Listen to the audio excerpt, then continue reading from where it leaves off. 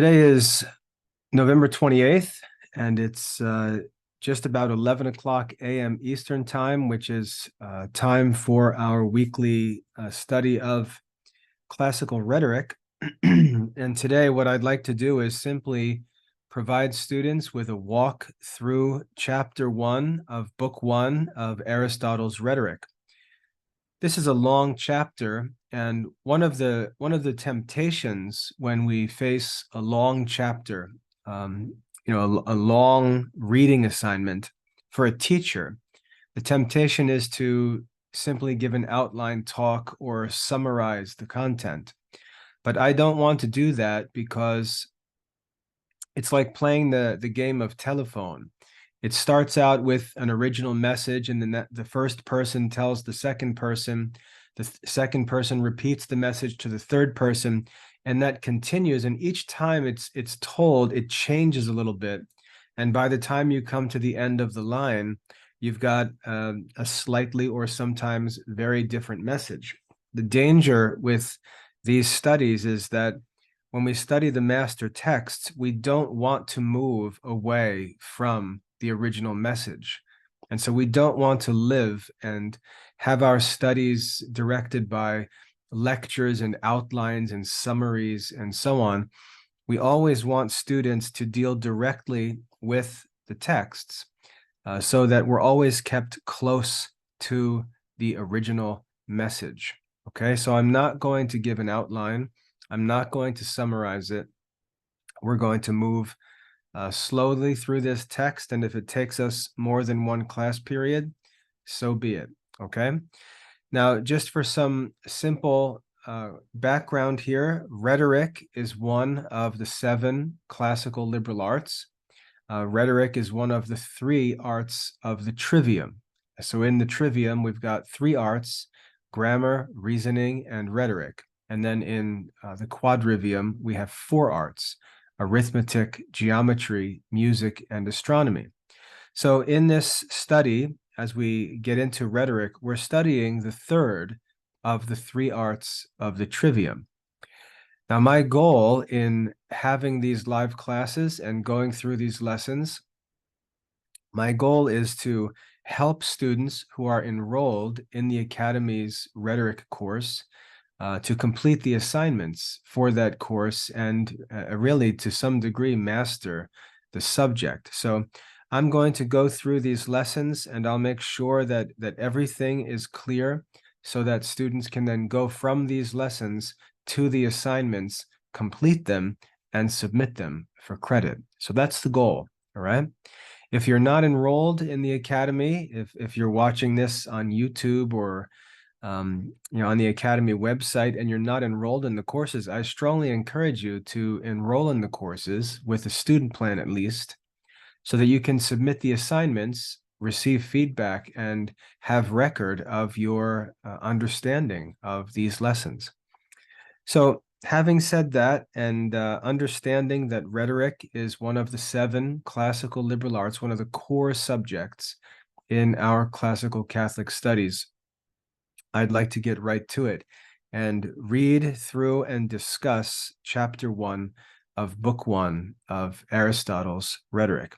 Obviously, this is a translation. It's translated from Greek, Aristotle's original Greek, into English here by a translator named Thomas Taylor. You can find other translations, but I like to use the translation of Thomas Taylor because Thomas Taylor has translated all the works of both Plato and Aristotle, and he was himself a philosopher, and he understands some of the details of philosophical writing and teaching that I'm afraid some modern translators don't really understand. You may find a translator that feels like the language is clearer than Thomas Taylor's language, but those feelings are often misleading. Thomas Taylor's translations are helpful, and sometimes there are difficult places for us to read Taylor. It's hard to understand, but there's good reason for that, and it challenges us to dig a little deeper and try to figure out what exactly is going on. So let's go ahead and get started here. I'm going to share my screen, and we'll read this together. Let me share my screen here. Okay, and I'll try to zoom in a little bit. Bear with me as I try to make this a little larger for you.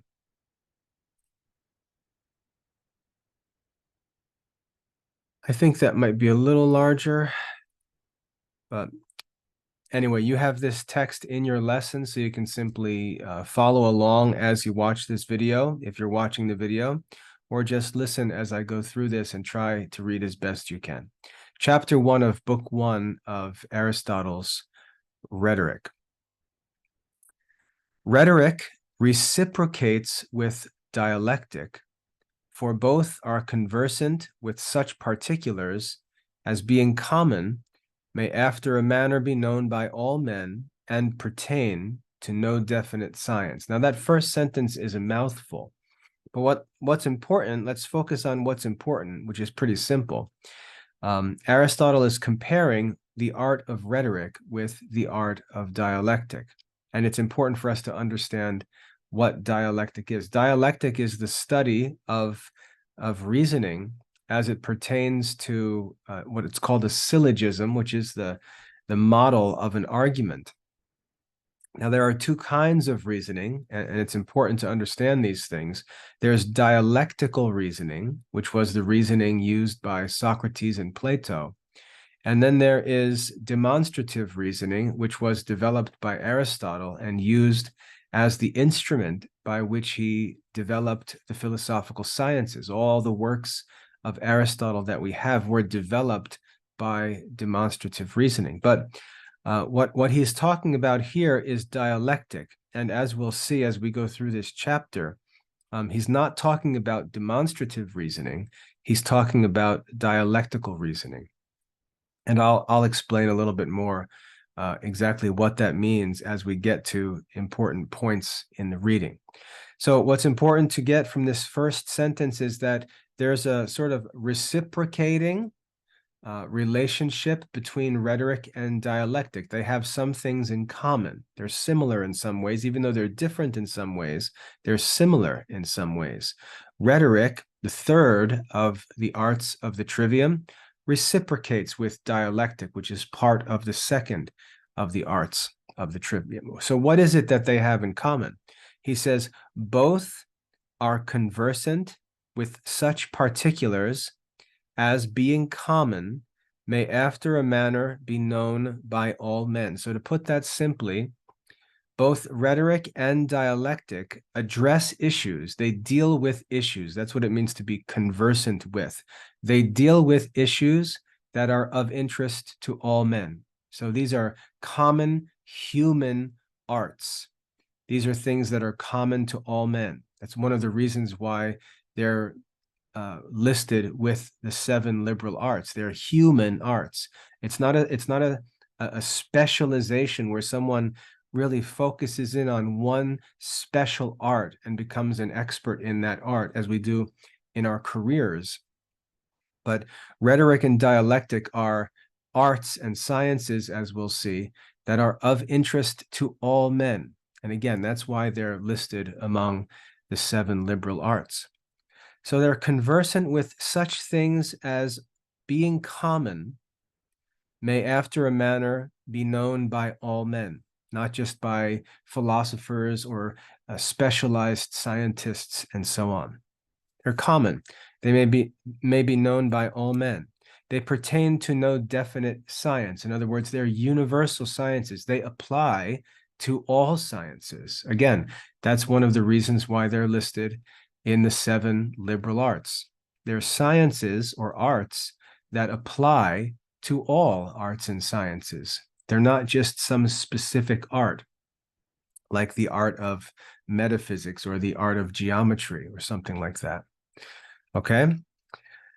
So rhetoric and dialectic have things in common. They're both universal arts or sciences that apply to all fields and are common to all men. Even uneducated men, common people, do these things naturally, even though they may not understand them or they may not be able to do them all the time.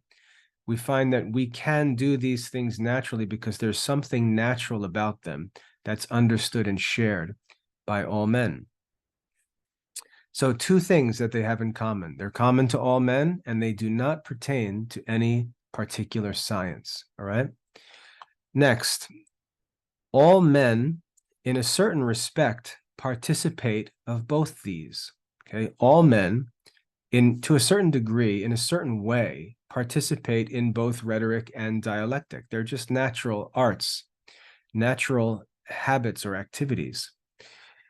Because all men, to a certain extent, endeavor to examine and sustain an argument, to defend and accuse. Now, we can go to the highest levels where we're talking about men giving speeches in Congress, in the government, or lawyers giving speeches in courtrooms. We can go to the highest levels of these arguments, or we can go down into everyday life, brothers and sisters arguing with each other, people in the street or doing business arguing with each other, accusing and defending each other, and so on. So we can see that this is these are common arts, common practices that are of concern to all men.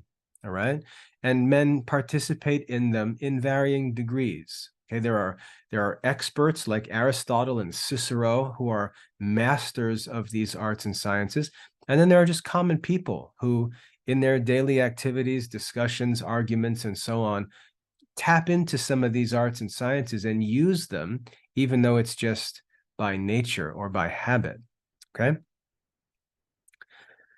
With respect to the multitude, therefore, and when it talks about the multitude, it's talking about, the mass of common people, the ordinary common people who in Aristotle's day were not educated. They were not men who went to school or studied the liberal arts or anything like that. The multitude was assumed to be uneducated, just common people that had common sense, common knowledge based on their experience in everyday life. With respect to the multitude, some of them do these things casually. That means by chance. It's almost accidental that they come up with a persuasive argument. Some do these things casually, but others do them through custom from habit. In other words, they learn them by discipline, or they learn methods by which they can do these things. They learn tricks. They learn it through custom. There are ways of doing things.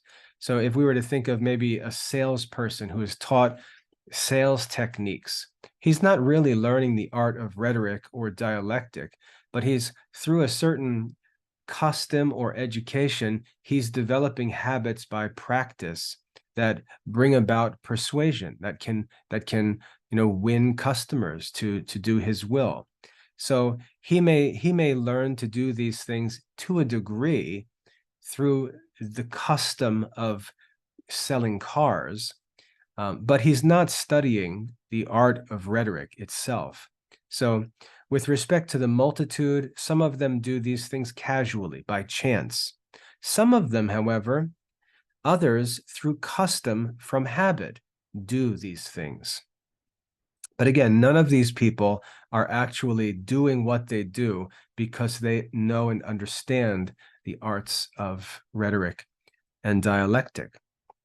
However, since it's possible to do this in both ways, since it's possible to be persuasive both by accident or by luck, or through custom, by custom through habit, since it's possible in both ways, that reveals to us that it's not just a gift, or it's not just based entirely on luck, but that there can be a method established by which we can do this scientifically.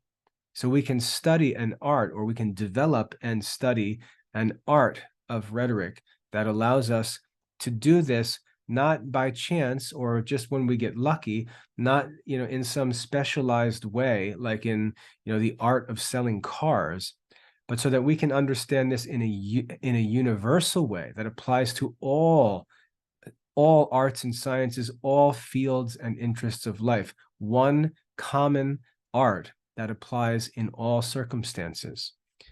We can develop an art like this, the art of rhetoric, because we can see that men do not persuade others by chance alone, but also by craft or by technique or method.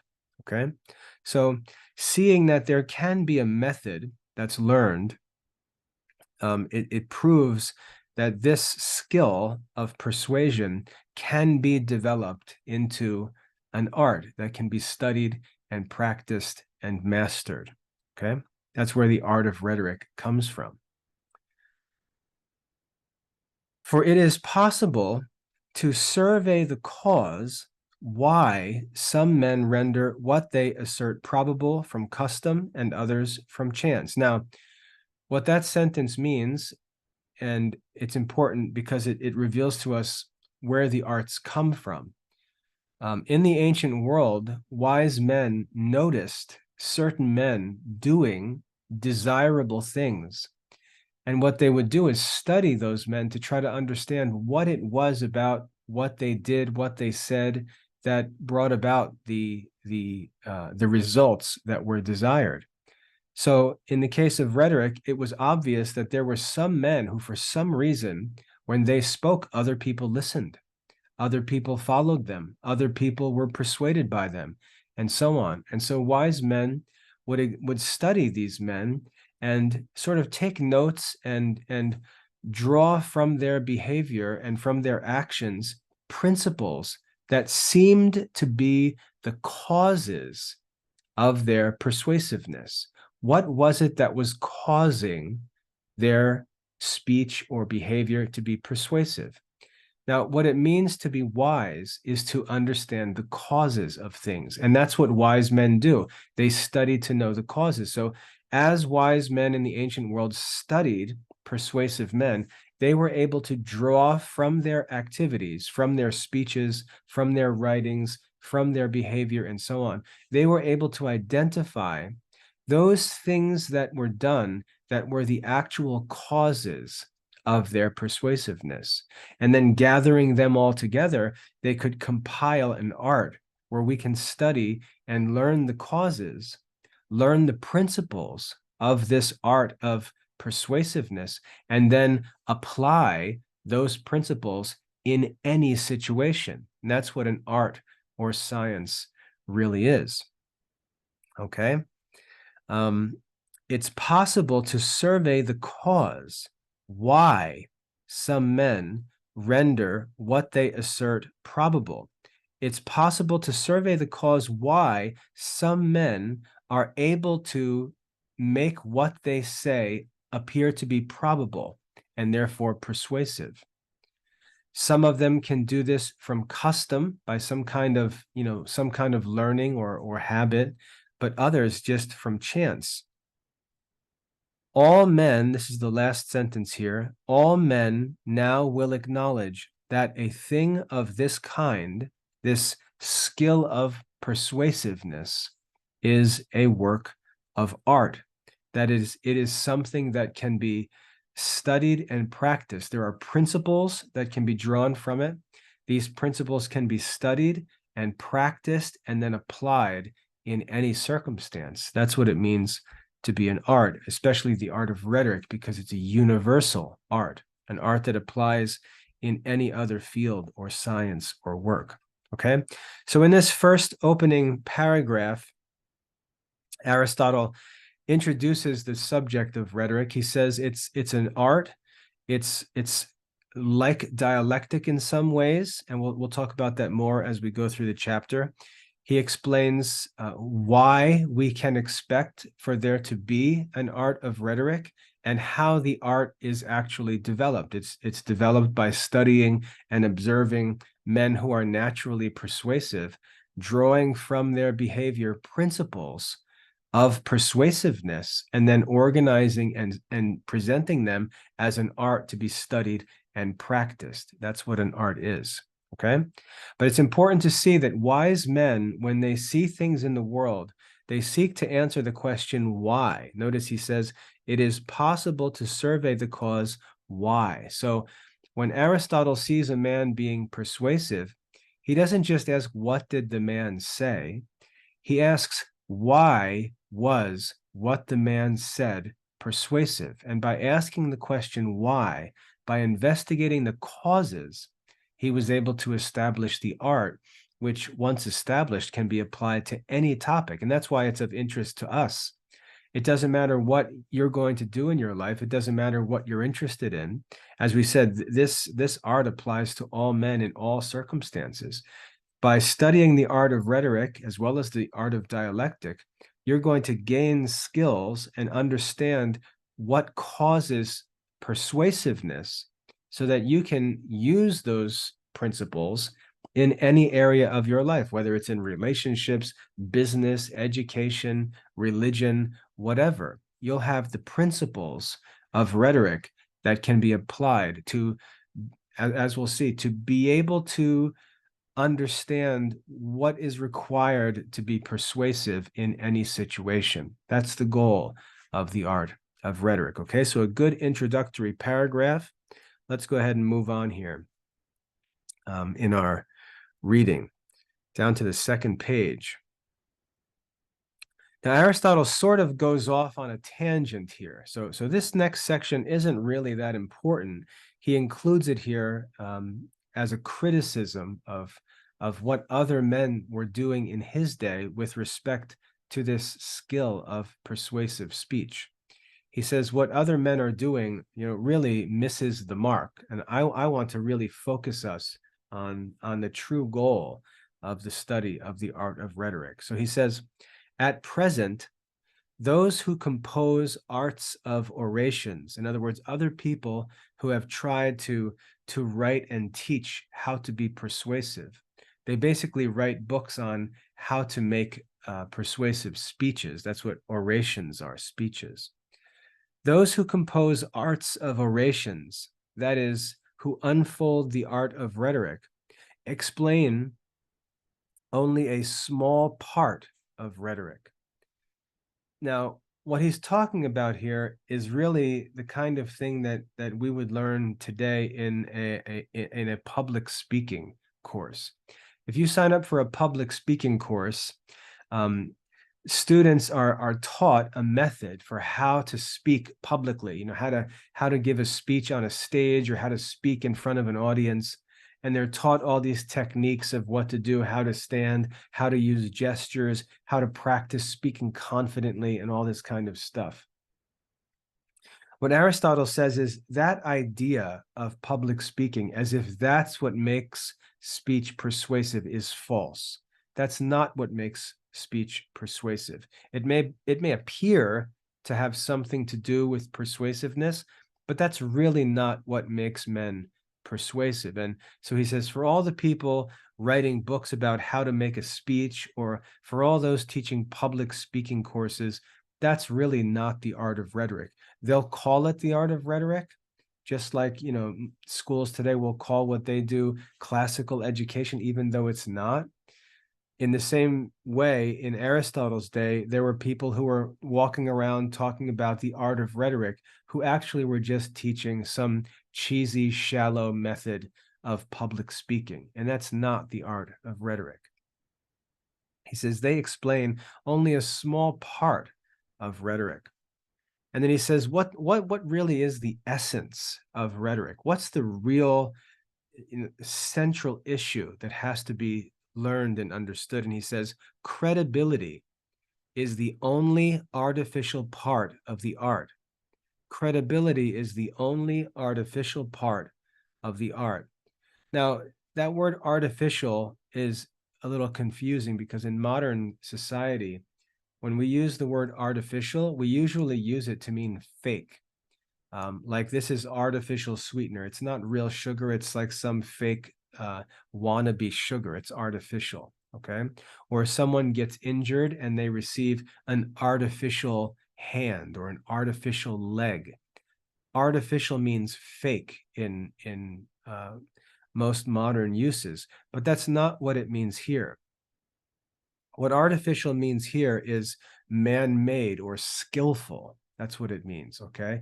Artificial means to do something by means of art, by means of human skill and art. So an artificial limb, for example, is not a natural limb. It's a limb that's actually made by the skill of man. It's artificial. Okay. An artificial sweetener for your tea or coffee is not a natural sweetener like sugar. It's actually a substance that was made to be a sweetener, but it was made by the skill of man. Chemists put it together. It's artificial. It's made by man, made by human skill. So that's the idea here of what this word artificial means. He says credibility is the only artificial part of the art. That is credibility, which means persuasiveness or the ability to prove things. Persuasiveness is the only skillful part of this art. The real skill, the real power of this art is credibility. So if you're taking notes, make sure you jot that word down. Credibility is the whole focus of the art of rhetoric, not some cheesy public speaking class, not some cheesy how to, impress an audience. Nothing like that. The real art of rhetoric is how to establish credibility. That's the real issue that needs to be studied. And that's what we're going to study in the art of rhetoric. Credibility, believability, right? That's the idea of credibility, okay? And he says the other parts are additions. All of this other stuff like public speaking and things like that, that's like extra credit stuff to talk about after you've already learned the real essential part of the art, which is credibility. Okay. Let's go on here. The rhetoricians of the present day, who he's criticizing, he's saying those who are called rhetoricians today, who are really not rhetoricians, according to him, they say nothing about enthymemes. So we've got this new vocabulary word here, enthymemes. The rhetoricians of the present day say nothing about enthymemes, which are the substantial part of credibility. So he says credibility is really the whole point of the art of rhetoric, and enthymemes are the substantial part of credibility in rhetoric. Now, this word enthymeme, I'm sure, is a new vocabulary word for you.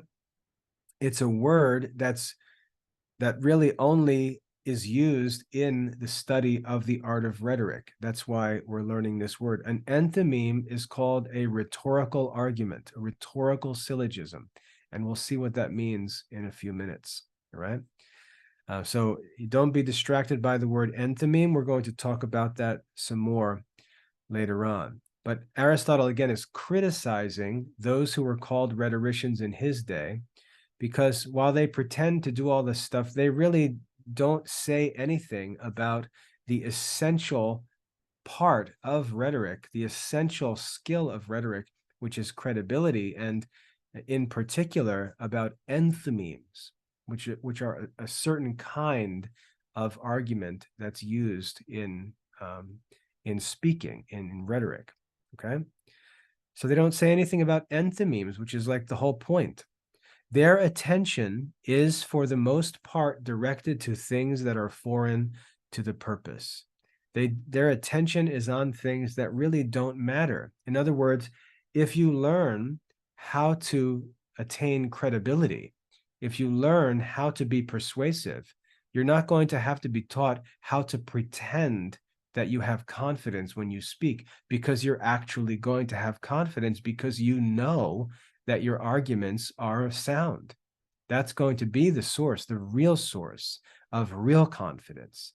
You're not going to need these cheesy fake courses on how to speak confidently, to act confident. You're not going to have to act when you speak. You're going to be confident because you actually know your arguments are persuasive. So what these modern rhetoricians do, he said, it's not real rhetoric. It's shallow, fake stuff. Can be helpful if you know the art of rhetoric, but for the most part, it's not helpful. Okay? They deal with things foreign to the purpose. What kind of things are foreign to the purpose? Accusation, pity, anger, and such like passions of the soul do not pertain to the thing which is to be proven, which is the focus, but they pertain to the judges. In other words, they teach tricks or ways to try to manipulate the judges, ways to try to win the audience, not by credibility, not by actually proving that your argument is true, but by playing with the emotions and using these sophistical methods to try to influence the audience without having any proof. And Aristotle will argue that kind of a thing is immoral. You're basically deceiving people or leading people to think that things are true which actually are not true, just to win the argument. That's what these men are doing, Aristotle says. They're not really concerned with learning the truth and presenting the truth in a persuasive way or defending the truth from false criticisms. They're just trying to win for their own sake by any means that they can. And that's not the art of rhetoric. Okay? So they're trying to manipulate the judges, whether that means a real judge in a courtroom, they're trying to manipulate the judge and control his judgment.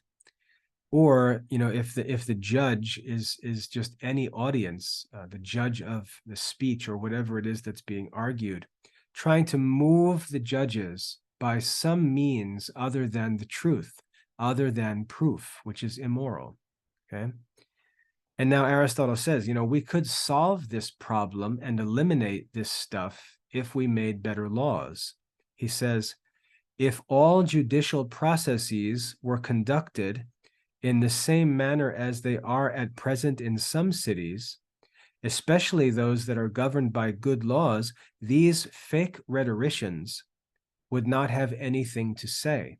They have no real substance. And if there were laws imposed on speech making, where, as he's going to explain, where those who are speaking had to stay on topic and only could present certain types of arguments or certain types of evidence, and these things were established by the laws, which is how Aristotle argues it should be, then this fake rhetoric and this attempt to try to corrupt the judges or move the audience by unrighteous means wouldn't even be possible.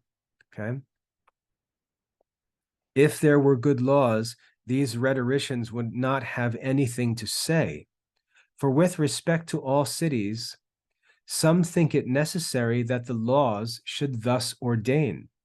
But this method is adopted by others, and they forbid rhetoricians to say anything foreign to the purpose or anything off topic or going off the subject. They're not allowed to change the subject. They're not allowed to say anything off topic.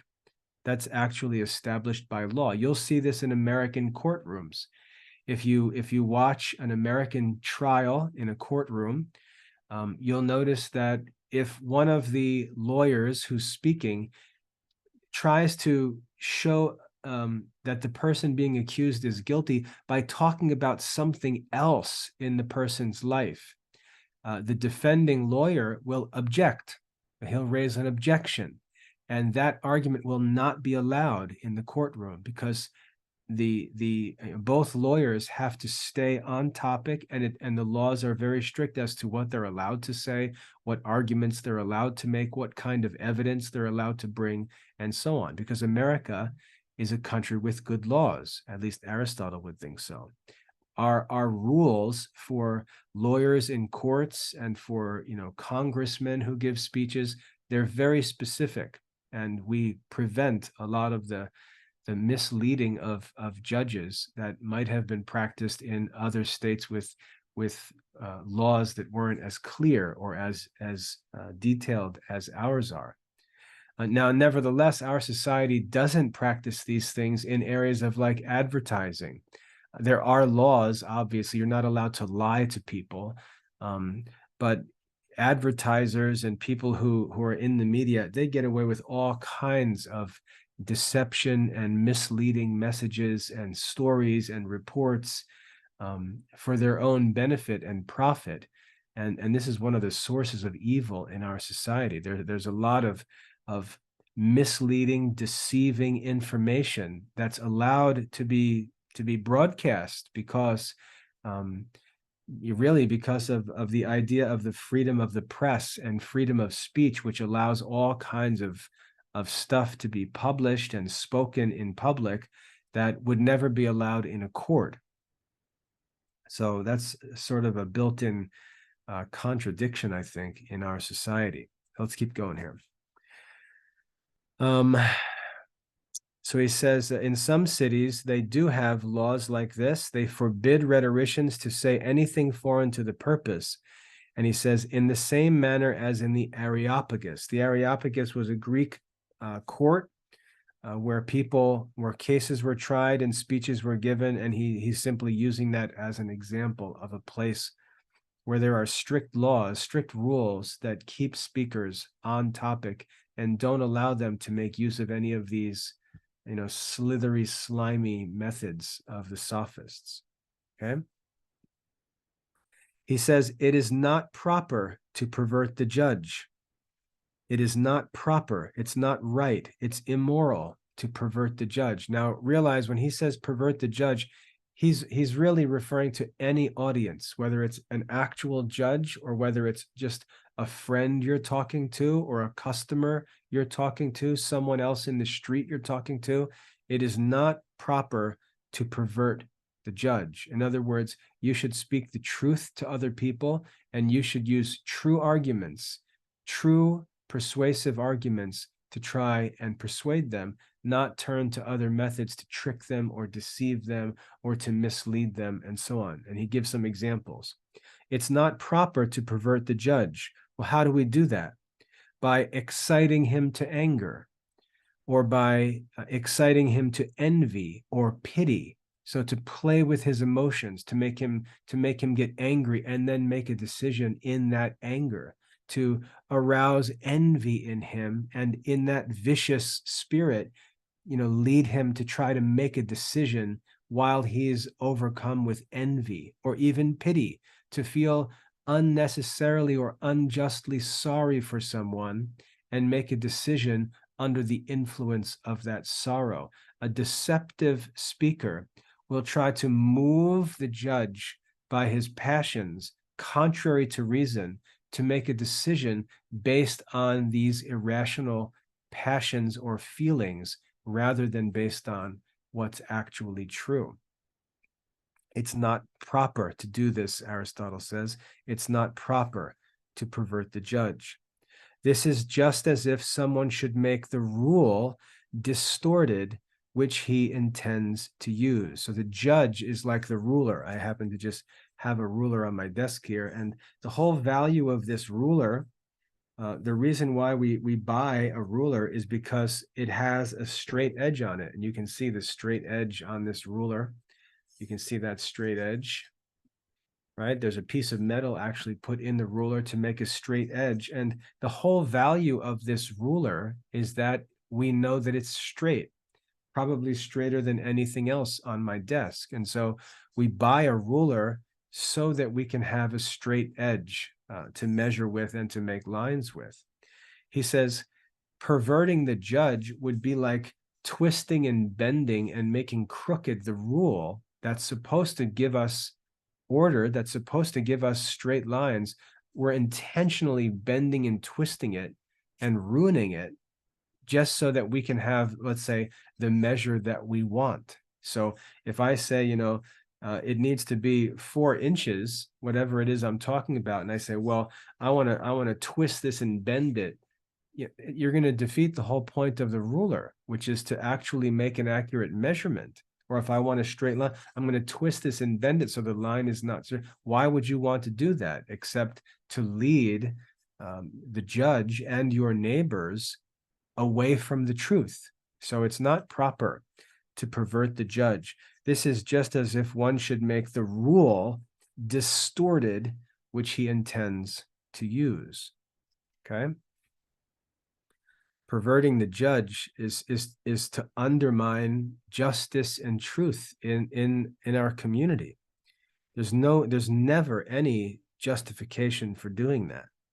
Again, It is likewise manifest that the only business of the litigant, that's the one speaking to the judge, the litigant, we would say a lawyer or an attorney, the only business of the litigant is to show that a thing either is or is not, or that it has or has not been done. That's all that a litigant is supposed to do. He's supposed to show that the accused person did something, or he's supposed to show, if he's the defendant, that his client did not do something he's accused of. That's all that the litigant is supposed to do. They're not supposed to mess around with the jury and play with the emotions of the judge or try to lead the crowd to get emotional. That's not what they're supposed to be doing, and they shouldn't be allowed to do that.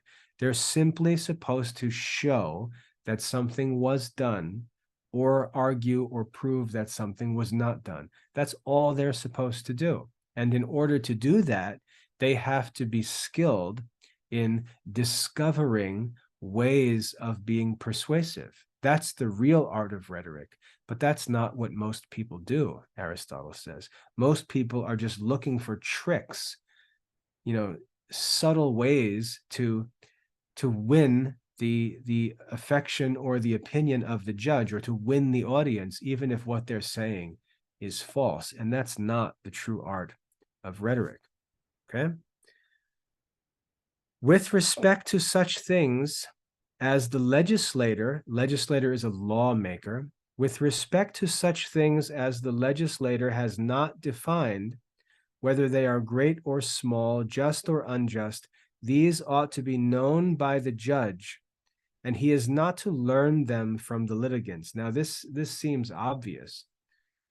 The litigants, the actual people speaking and trying to be persuasive, they shouldn't be explaining things to the judge. They shouldn't be telling the judge what the laws are or what the judge should do.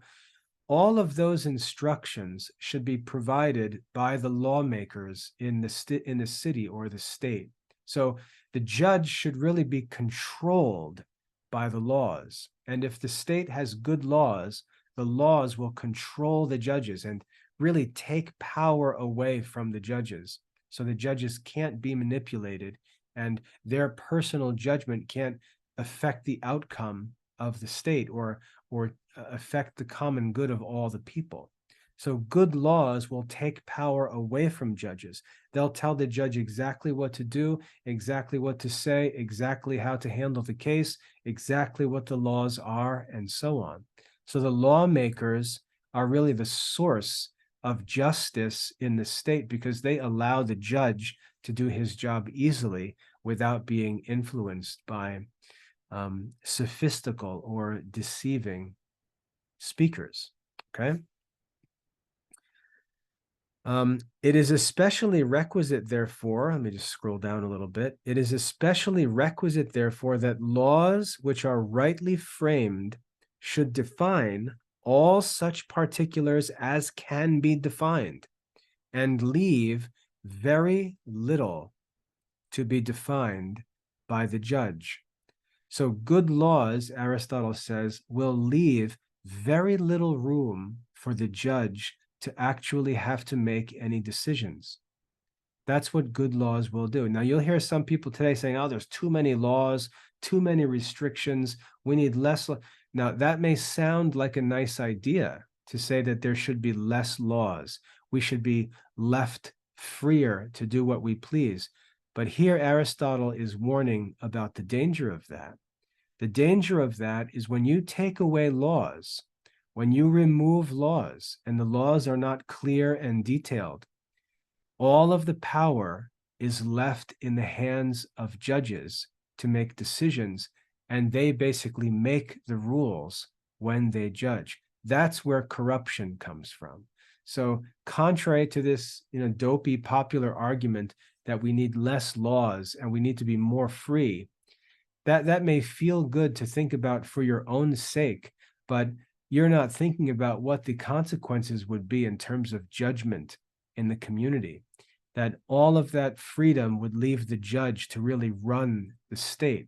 And because judges can be easily corrupted, and it's hard to find good judges, as Aristotle is going to explain, That would be a very foolish way to run the state. The state needs laws. In fact, when America was founded, America was referred to as a kingdom of laws, where law is the king of the nation. So Aristotle explains why laws are so important, because they limit the influence of the judges and take away the ability for deceivers to influence judges and bring about bad outcomes. Okay? They prevent corruption.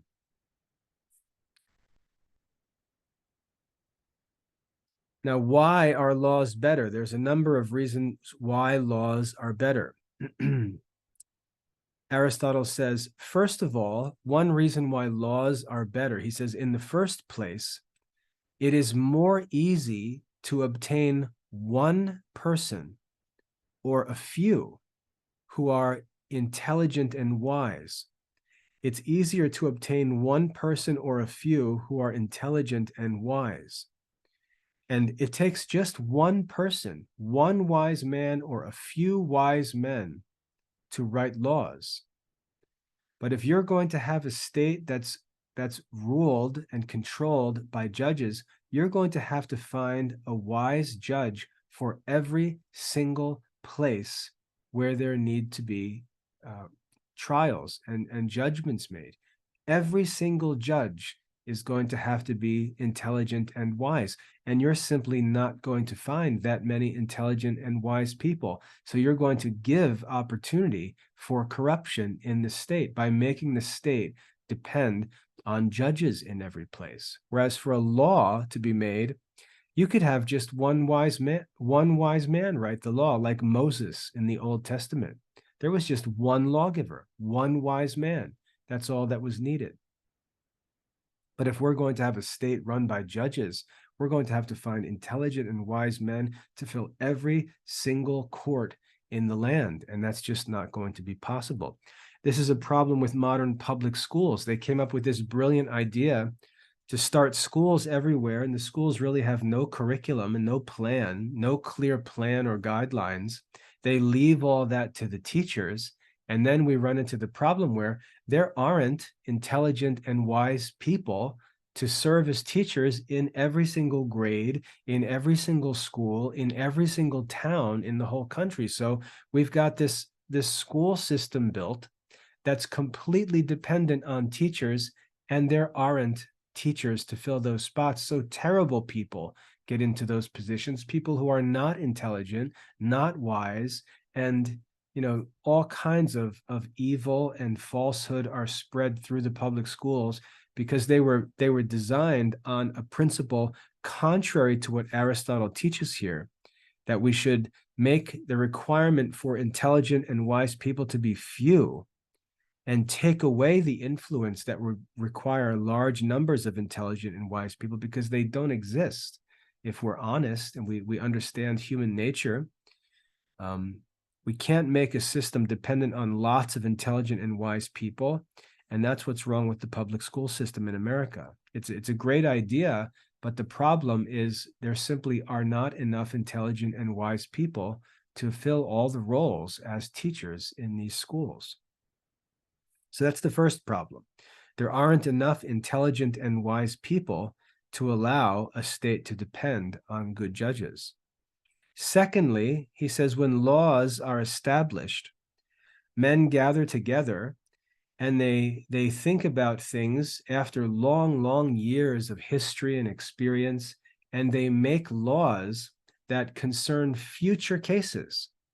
So they look back on history, they consider all of the evidence from history, and they make a law that's going to be applied for future cases. Notice that the lawmaker doesn't really have any personal loss or gain to worry about when they're making the laws, because the laws are based on past experiences, possibly centuries and centuries of past experiences, and they're made for future cases. So the lawmakers are not under any immediate present pressure to make a decision, and a decision that could negatively affect their lives, even bring danger to their families. So lawmakers work in different conditions than judges do. The establishment of laws is the effect of a survey from a long series of past time. But judgments made by judges in courts are the result of a survey from recent times. They're present issues. They may be confusing issues that we don't even understand what the outcomes might be. So again, the ability for a judge to make a good judgment is much more difficult than the ability of lawmakers to make good laws. Okay? It is difficult for those who judge to attribute what is just and advantageous in a becoming manner. It's difficult to judge, simple enough. That, however, which is the greatest reason of all, is that the judgment of the legislator is not conversant with particular situations, but with future events and universals. The lawmaker gives judgments that are universal, like thou shalt not kill. That's a universal judgment. Moses judges in the law that you shall not kill, you shall not commit adultery. Notice that the commandment is universal. It applies to all cases, to all men. It's a universal judgment, whereas the judgments of judges are for specific cases, specific people committing specific acts. That's a very different situation. The lawmakers make judgments on future events with universal judgments, but the judgment of the barrister and the judge is directed to the present and definite circumstances, things that are directly related to the judge's life, his own generation, his own people, his own neighbors, his own family members, relatives, and so on. With which love and hatred and private advantage are frequently conjoined. So the judge can have something to gain or lose from these present cases, and that makes him subject to corruption. Okay, so that's why we don't want judges running the country, running the state. So he gives 3 reasons. 1, lawmakers, you only need a few intelligent and wise people to make good laws. Secondly, it was that the second one was, let me just look real quick. The judgments of lawmakers are based on a survey of long histories, whereas judges are making decisions in present circumstances, which could be uncertain or confusing. And then thirdly, because lawmakers judge future events, they don't necessarily have anything to lose or gain, where our judges are wrapped up in present circumstances with their neighbors and members of their communities, and they may have something to lose or gain by the outcomes of cases, and that's another temptation to corruption. Okay, so 3 reasons why lawmakers are better. Having a state run by laws is better than having a state controlled by judges. And also how a state that's controlled by laws will prevent fake rhetoricians from influencing judges and influencing society in destructive ways. All right? Judges are no longer sufficiently able to survey the truth, but their own peculiar pleasure or pain darkens their judgment. With respect to other particulars, therefore, it is necessary that very little should be left in the power of the judge. But with respect to the inquiry whether a thing has been done or has not been done, or whether it will or will not take place, or is not, it is necessary that this should be left to the judges. For it is not possible that these things should be foreseen by the legislator. So in other words, the legislator is to make judgments that apply to all cases, and the purpose of the judge is simply to determine whether what is described in the law applies to a particular case. That's really all that a judge is supposed to do. A judge is supposed to hear both sides make their arguments, and he's supposed to look at the law, consider all the details of the law, and then simply ask whether the details of the law apply to the specific case that's being presented to him in the court. For example, if the law says thou shalt not kill, he's listening to the arguments from both sides to determine whether the person accused has actually killed or not, whether this one man, John Smith, on this day in this year, actually killed this other man. He's not making a judgment about what's right or wrong. He's not going to make a judgment about how long the person should be punished or what kind of punishment there should be. That's all established by the law universally. He is simply ruling over the courtroom, listening to the arguments, and deciding whether that law applies to this situation or not. And if it does, if that law was broken by this man in this situation at this time, then the punishments that are prescribed by the law need to be applied to this man in this situation. That's really all that a judge is supposed to do, because lawmakers, it's kind of ridiculous what Aristotle says here. He's like, there's no way the legislators making laws 100 years ago can know whether John Smith killed the man or not. Only the judge can determine that. The lawmakers make killing illegal, and they prescribe punishments for those who kill. The judge determines whether John Smith killed or not, so that the law can be applied to his case. Okay? This gives us a good place to stop for this first lesson, so I'm going to stop here. We've gone through this introduction, probably a third of the way through the introduction, the first chapter. I said it's probably going to take some time to get through it because there are a lot of important issues, and we're just going to take our time and make sure we understand everything. And I want you to be able to complete the assignments easily and accurately. So I hope that's helpful. I think I've explained every detail that we've come across as we've read so far, and I'll continue to do so in our next class. But I moved pretty quickly because you can always go back and watch these videos again. So if you need to review the video, you can pause, back up, play it again, use it to help you complete your assignments, but make sure you read through the chapter yourself so that you can see everything there in the text, so that when you move on in your studies, you can appeal back not to my lesson, but to the text itself, which is what you should be studying to do. All right, so that's all for today. I hope that was helpful. If you have any questions about this lesson, feel free to get in touch, but we're a third of the way or so through the first chapter of book 1 of Aristotle's Rhetoric. I'll see you guys next time, and we'll pick up where we left off in our next class as we continue to study classical rhetoric together. God bless.